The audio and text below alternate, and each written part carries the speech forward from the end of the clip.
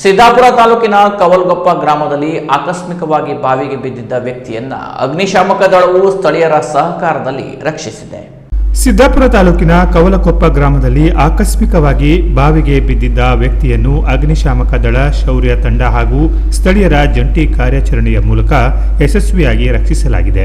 ಘಟನೆಯ ಮಾಹಿತಿ ತಿಳಿಯುತ್ತಿದ್ದಂತೆಯೇ ಸ್ಥಳಕ್ಕೆ ಧಾವಿಸಿದ ಸಹಾಯಕ ಠಾಣಾಧಿಕಾರಿ ಎ ಸುಬ್ರಹ್ಮಣ್ಯ ಅವರ ನೇತೃತ್ವದ ತಂಡದಲ್ಲಿ ನಾಗರಾಜ್ ಪಟಗಾರ್, ವಿನಯ್ ಕುಮಾರ್, ಬಾಳೇಶ್ ತಳವಾರ್, ಪ್ರಸಾದ್ ನಾಯ್ಕ್ ಹಾಗೂ 112 ERSS ಸಿಬ್ಬಂದಿ ಸಕ್ರಿಯವಾಗಿ ಪಾಲ್ಗೊಂಡಿದ್ದರು.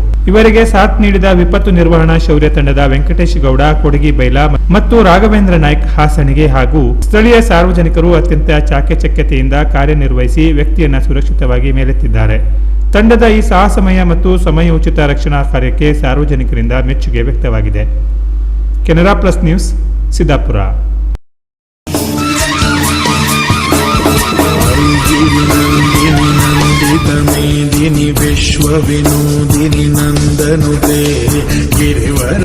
ಶಿರಸಿ ಶ್ರೀ ಮಾರಿಕಾಂಬಾ ದೇವಿ ಜಾತ್ರೆಗೆ ಹಾರ್ದಿಕ ಸ್ವಾಗತ.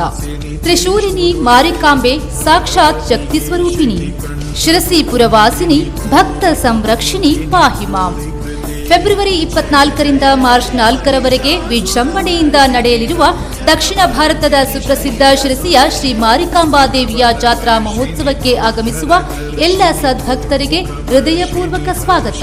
ಶ್ರೀ ಮಾರಿಕಾಂಬಾ ದೇವಿಯು ಎಲ್ಲರ ಇಷ್ಟಾರ್ಥ ನೆರವೇರಿಸಲಿ, ಸರ್ವರಿಗೂ ಸನ್ಮಂಗಲವನ್ನುಂಟು ಮಾಡಲಿ ಎಂದು ಶುಭ ಹಾರೈಸುವ ಶ್ರೀ ಭೀಮಣ್ಣ ನಾಯ್ಕ್, ಶಾಸಕರು, ಶಿರಸಿ ಸಿದ್ದಾಪುರ ವಿಧಾನಸಭಾ ಕ್ಷೇತ್ರ, ಹಾಗೂ ಶ್ರೀ ಅಶ್ವಿನ್ ಭೀಮಣ್ಣ ನಾಯ್ಕ್, ಉದ್ಯಮಿ ಮತ್ತು ಯುವ ಮುಖಂಡರು, ಶಿರಸಿ.